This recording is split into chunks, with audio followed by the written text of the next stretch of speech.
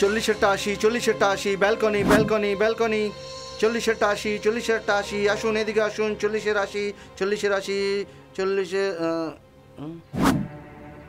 দুটো balcony ticket দাও তো। শেষ হয়ে গেছে।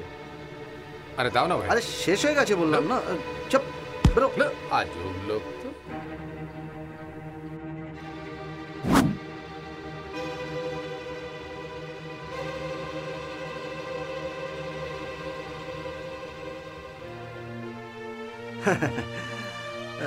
Black market, selling black tickets, so catching robbers, civil dress. It is a new technique.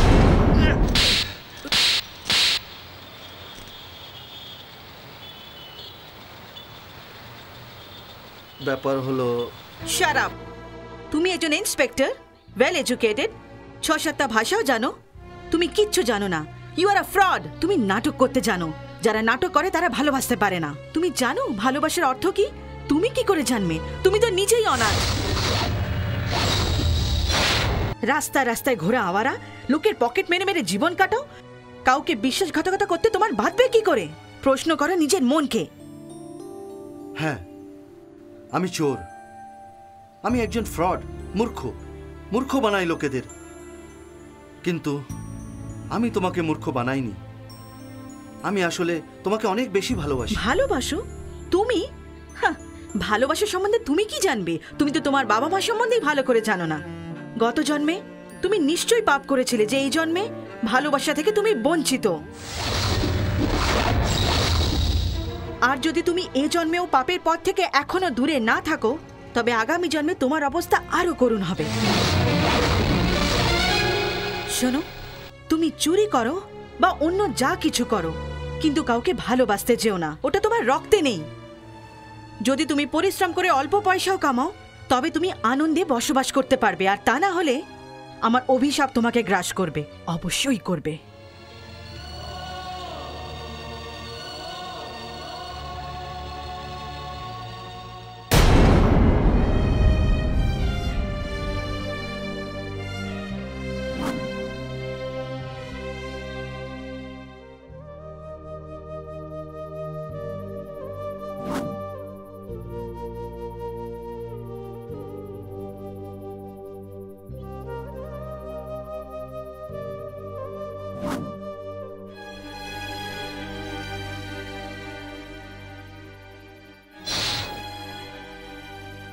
রাজা, কি হলো দিদিমা?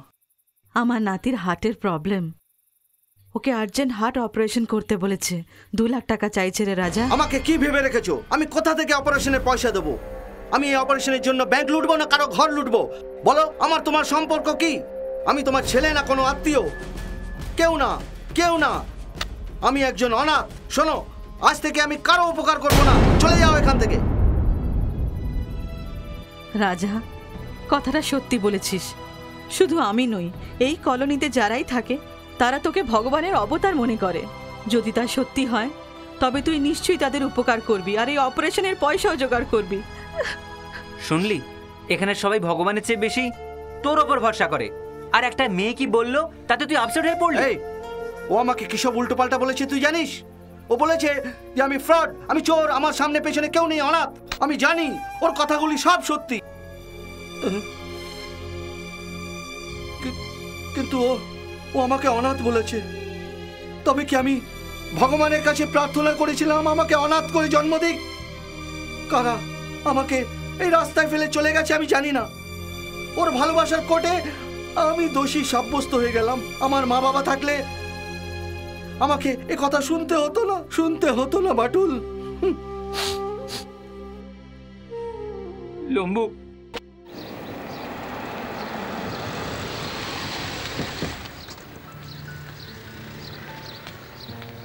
চলুন স্যার। ও মানবে তোমার কথা? না মানার তো কোনো কারণই নেই, কারণ এই পৃথিবীতে ওর কেউ নেই।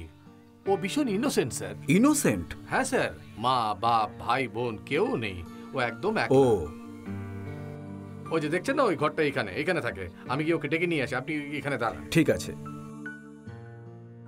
আমি আর কারো সাহায্য করব না। কেন বিরক্ত করছো আমাকে? আরে উনি সত্যি বিপদে পড়েছেন। আমি ওনার থেকে বেশি বিপদে রয়েছি।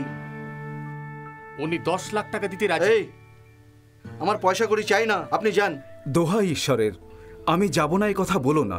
শুধু একদিনের জন্য আমার ছেলে সেজে চলো, আমার ঘরে আমার স্ত্রীর সামনে চলো, তাকে একবার বলো যে আমি তোমার ছেলে।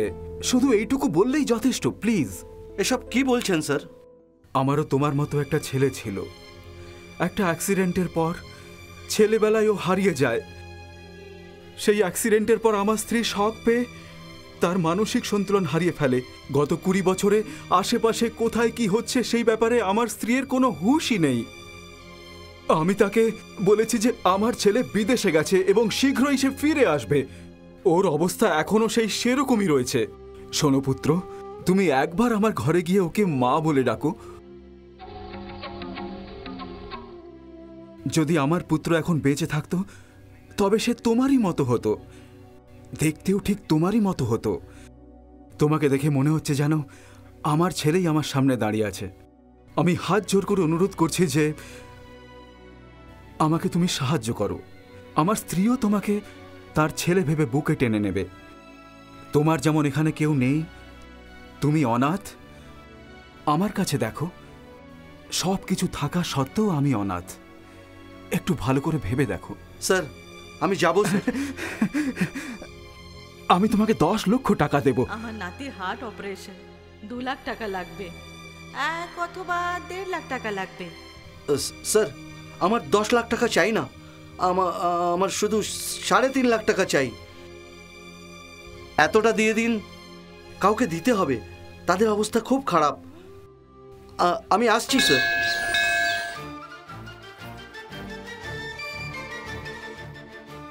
পুরুত মশাই, পুরুত মশাই, পুরুত মশাই, পুরুত মশাই। কি ব্যাপার মা, আজ তুমি এত খুশি কেন? আমার রাজু ঘরে ফিরে এসেছে। ওর নামে একটা পুজো দিয়ে দিন না। নিশ্চয়ই মা।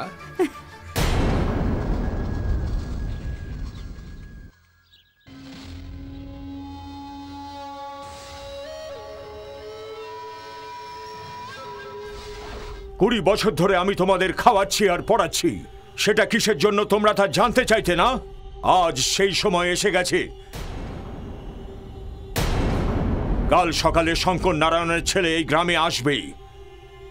কাল সকালে ও এসে পৌঁছবে। ও এই গ্রামের মাটিতে পা রাখতেই তোমরা ওকে শেষ করে দেবে। মা করুণাময়ী, আমি যে কাজের জন্য দূরে যাচ্ছি তার জন্য আমায় আশীর্বাদ করুন মা। লম্বু, আমাকে ছেড়ে যাস না, তোর সাথে আমি যাব। আরে শুধু 2-1 দিনের ব্যাপার, এই যাবো আর এই আসবো। তুই রাগ করিস না, আমার কথা শোন। বিজনেসটা মন দিয়ে করিস, আমার ভাগটা সামনে। সাবধানে থাকিস। রাজা, ট্রেন ছাড়বে কিন্তু এখন।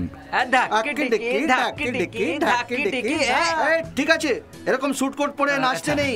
ওকে, এসো এসো। খেয়াল রাখিস। টাটা, বাই বাই, সাবধানে যাস। নিজের খেয়াল রাখিস বাটুল। সাবধানে থাকিস লম্বু। সময় মতন খেয়ে নিবি। লম্বু, সাবধানে তুই থাকিস। নিজেকে সামনে রাখিস। লম্বু, ফোন করিস। ফোন করিস।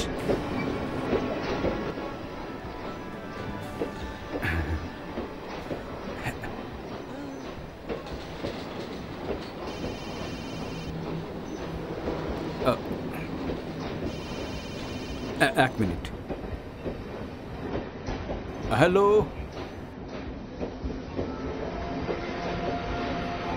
হ্যালো, বলো ড্যাডি। হ্যাঁ রাজু, আমি ওকে নিয়ে আসছি। স্টেশনে নামা মাত্রই ওই মল্লিকার্জুনের লোকেরা ওকে একেবারে শেষ করে দেবে। ও মরে গেলে পরেই আমরা শান্তি পেয়ে যাব। তারপর তোমার ঘরে ঢোকার রাস্তা পরিষ্কার।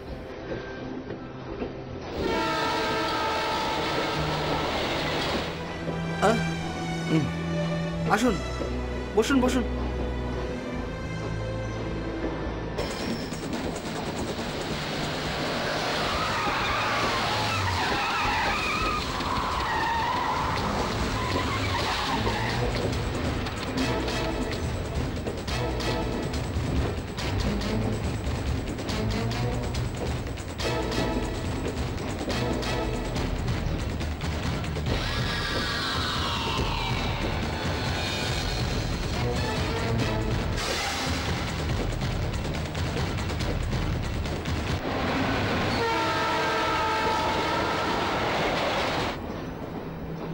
নমস্কার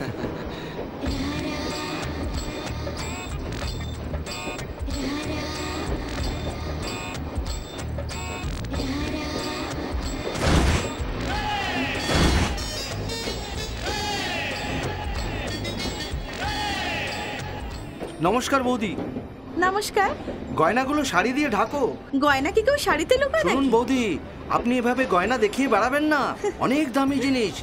চোর ডাকাত চারিদিকে ঘুরে বেড়াচ্ছে। না রে বাবা, সোনা তো লোকে দেখানোর জন্যই পড়ে, ঘরে সাজিয়ে রাখার জন্য কি? বৌদি, আপনি বুঝতে পারছেন না, চারিদিকের অবস্থা খারাপ। চোর খুনও করে দেয় গয়নার জন্য। আর বৌদি, ট্রেনে চোরেরা বেশি ঘুরে বেড়ায়। আরে না না মশাই, চোর গয়না চুরি করতে এলে আমার হাতেই মার খেয়ে মরবে।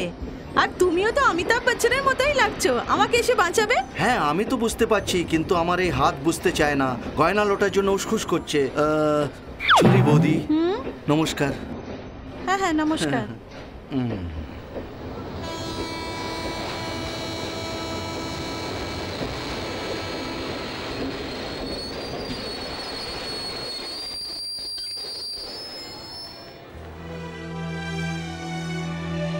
এসো রাজা, দাও ব্যাগ দাও।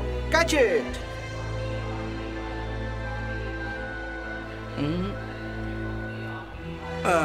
চলো রাজা, বহু বছর পর তুমি এই গ্রামে পা রাখলে, তাই না?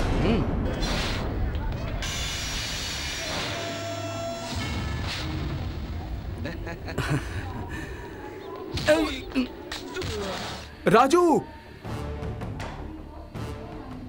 তুই যেখানে লুকিয়ে থাকিস না কেন, তোকে খুঁজে মারবো। ও, তুই তোর গুন্ডাদের এখানেও পাঠিয়ে দিয়েছিস, হ্যাঁ? উফ। শুনুন ড্যাড, আমার অনেক বন্ধু বান্ধব এখানে এসেছে। ওদের যা যা চাই তা দিয়ে একটু পরে আপনার সাথে এসে দেখা করছি। ওকে, জাস্ট 10 মিনিট। ঠিক আছে। হ্যাঁ, এই যে খেলোয়াড়েরা, আবার কেন এসব নাটক করছো? তোমরা ওই বাদশাকে গিয়ে বুঝিয়ে দাও যে আমি মারপিট ছেড়ে দিয়েছি। আমি এখন ভদ্রলোকের মতন বাঁচতে চাই, বুঝলে?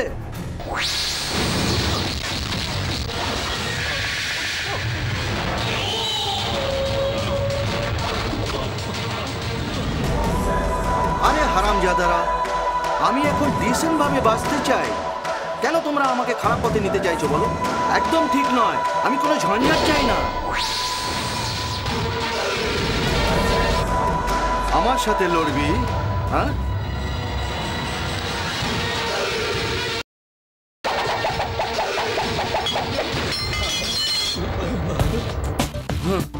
আর তোদের ওই সব দা আর বটি নিয়ে, হ্যাঁ? আমার হাতই যথেষ্ট, হ্যাঁ?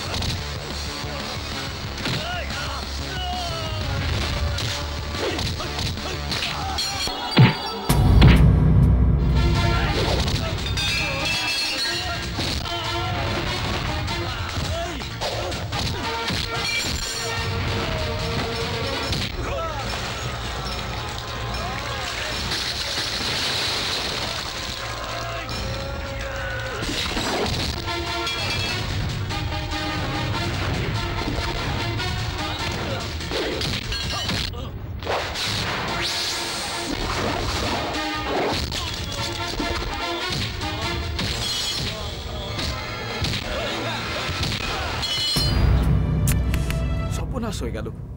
ঝগড়া করো না, ঝঞ্ঝাট করো না, কখন থেকে বোঝাচ্ছি। Very bad people. Daddy, daddy, কোথায় চলে গেল রে? হ্যাঁ ড্যাড, ড্যাডি, আপনি এখানে দাঁড়িয়ে আছেন? আরে সব ম্যাটার তো শেষ হয়ে গেছে, চলুন ঘরে যাই। চলো।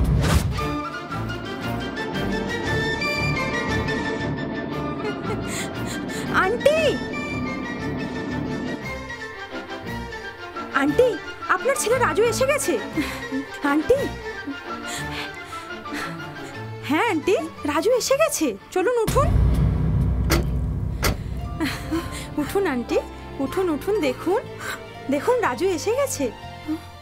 হ্যালো, কি হয়েছে ড্যাড? ও মরেনি, বেঁচে গেছে। মনে হচ্ছে ও ভাগ্যবান ড্যাড। কিন্তু আমাদের তো দুর্ভাগ্য।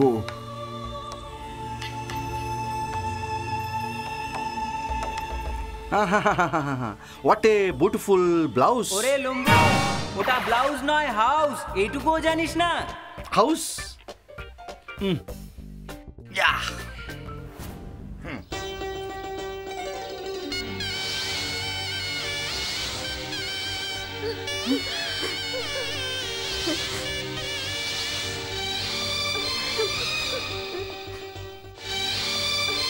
এক মিনিট দাঁড়ান।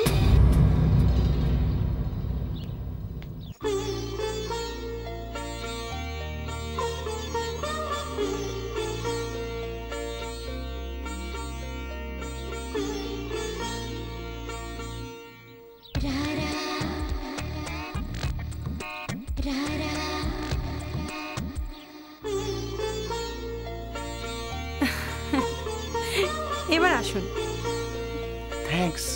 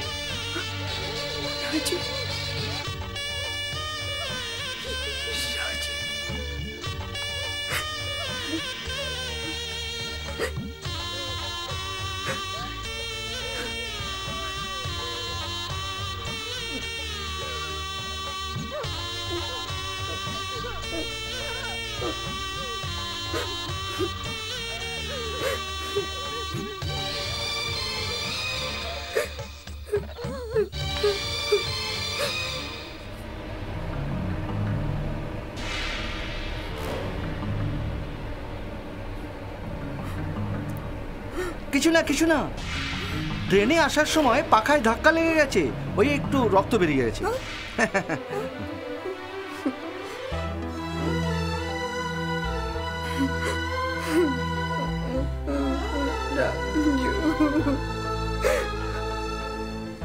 রাজু,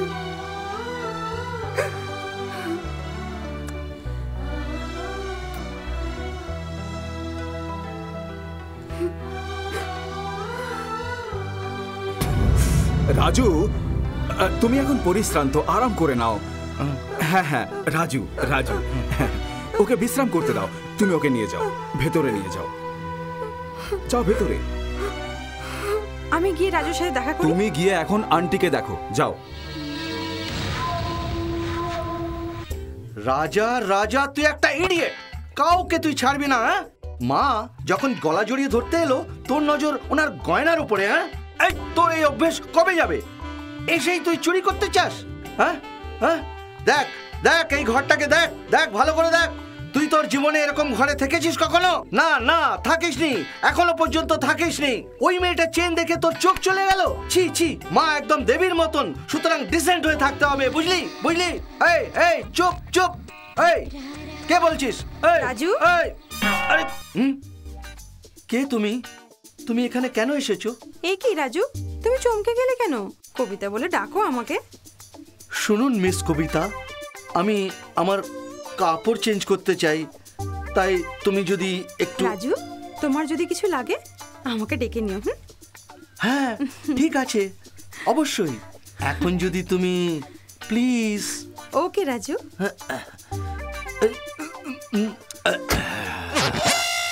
হে ভগবান, আমার ইজ্জত রক্ষা করো।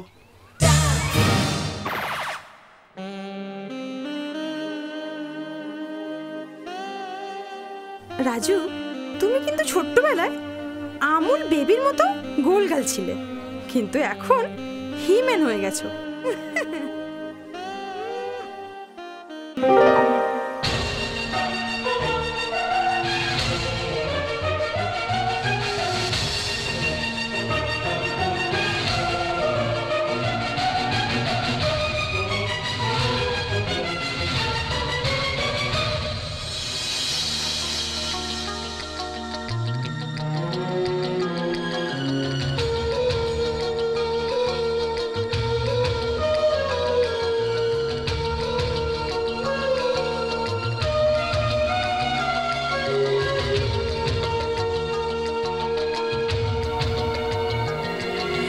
শুধু এই জীবনে চাই যে তোমাকে বুকে জড়িয়ে, দু প্রাণ ভরিয়ে এই মন আমার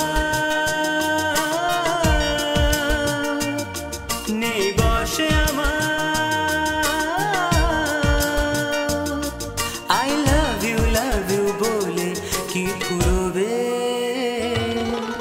শুধু এই জীবনে চাই যে তোমাকে বুকে জড়িয়ে, দু প্রাণ ভরিয়ে।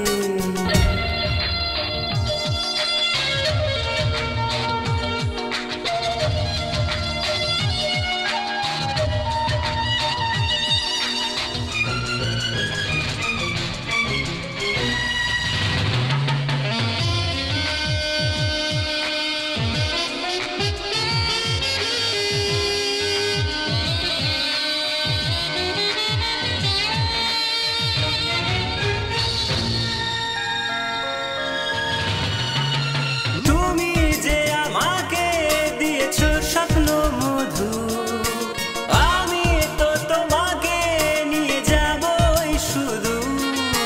জনম জনমে তুমি আমারই হবে, স্বপ্ন নয় সত্যি যে বলো না কবে।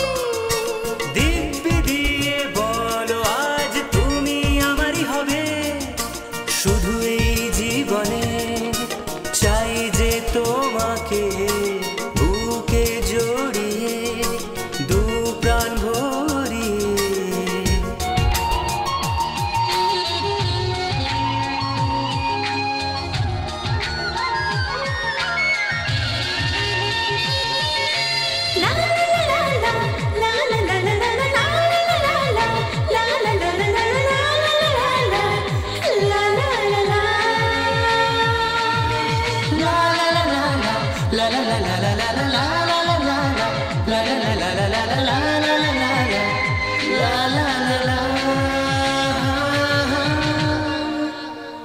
একদিন তুমি হবে শুধু আমারই সাথী, বুকে জড়িয়ে তুমি রবে চিরসাথী। তুমি আমার ভালোবাসা, আমারই স্বপ্নে, চাই না কিছু আর যে এই জীবনে। প্রীতি প্রেম ভালোবাসা বুকেতে রবে, শুধু এই জীবনে চাই যে তোমাকে বুকে জড়িয়ে, দু প্রাণ ভরিয়ে এই মন আমার নেই বসে আমার। I love you বলে কি ফুরবে। ও শুধু এই জীবনে চাই যে তোমাকে বুকে জড়িয়ে, দু প্রাণ ভরিয়ে।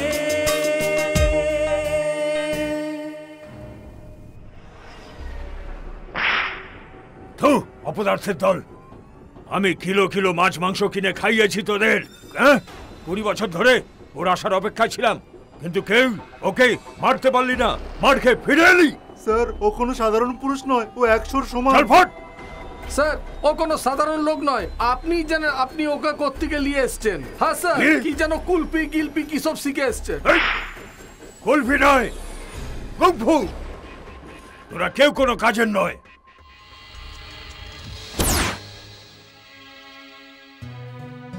ভুল হয়ে গেল, বড্ড ভুল হয়ে গেল।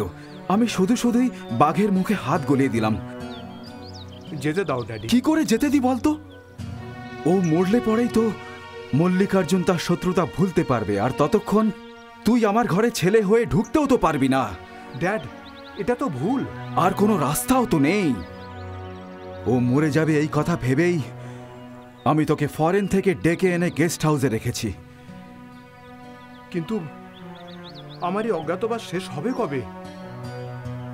খুব শিগগিরই রাজু, খুব শিগগিরই। কিভাবে?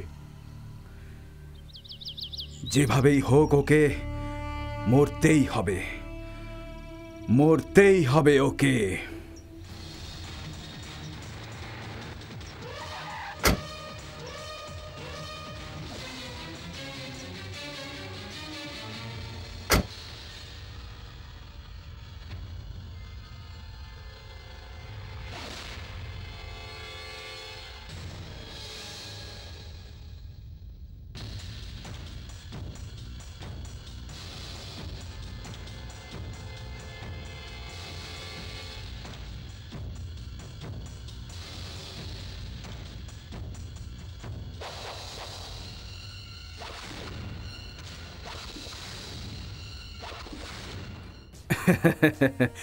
একশোটা গুন্ডা পাঠিয়েও আমার ছেলেকে তুই কখনোই সামনে থেকে কোনোভাবেই মেরে ফেলতে পারবি না।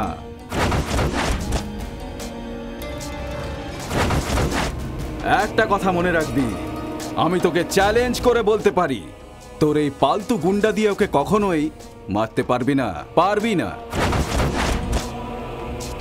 এই বন্দুকটা তুই রাখ, অস্ত্রটা আমার, ভাগ্যটা আমার ছেলের।